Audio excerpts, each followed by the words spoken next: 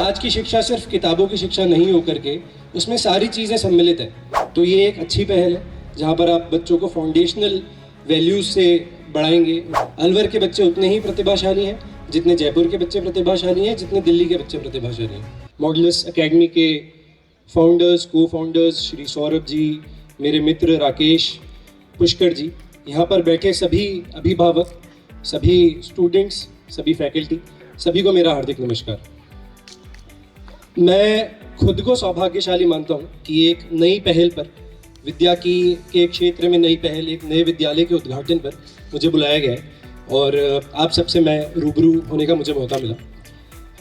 मैंने बहुत अच्छे से पूर्व में जो वक्तव्य हुए हैं, चाहे वो प्रिंसिपल मैडम के हों और विशेषकर श्री सौरभ जी के हैं, उनको ध्यान से सुना और मैं इस बात से बिल्कुल इत्तेफाक रखता हूँ कि जो फाउंडेशनल वैल्यूज़ हैं वो शुरुआत से ही आ जाती हैं। शिक्षा का क्षेत्र सबने बताया कितना महत्वपूर्ण है समाज के लिए शिक्षा, लेकिन एक बहुत ही अहम बात यह है कि वो क्षेत्र बहुत ही डायनामिक है, बहुत जल्दी चेंज हो रहा है। आज की शिक्षा सिर्फ किताबों की शिक्षा नहीं होकर के उसमें सारी चीज़ें सम्मिलित है, चाहे वो कम्युनिकेशन स्किल्स हो, चाहे वो पर्सनैलिटी डेवलपमेंट हो, चाहे वो करियर कॉम्पिटेंसी हो, चाहे वो कल्चरल या स्पोर्ट्स की कोई स्किल्स हो।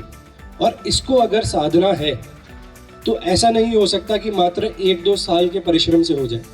छात्र को, स्टूडेंट को शुरुआत से, नींव से ही उसको साझा करना रहता है।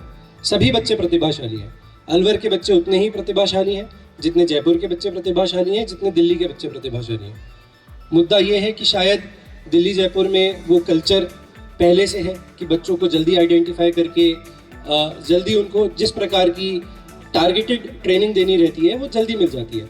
और शायद अलवर, जो कि जोग्राफिकली बहुत ही सौभाग्यशाली है कि जयपुर भी उसके पास में है, दिल्ली भी उसके पास में है, परहैप्स शायद पलायन का शिकार है या नहीं है, मैं बहुत ज़्यादा यहाँ की डेमोग्राफी से वाकिफ़ नहीं हूँ अभी, परंतु जितना परहैप्स डेवलपमेंट दिल्ली का हुआ है या जयपुर का हुआ है एजुकेशनल फ्रंट में, हो सकता है अलवर का उतना ना हुआ।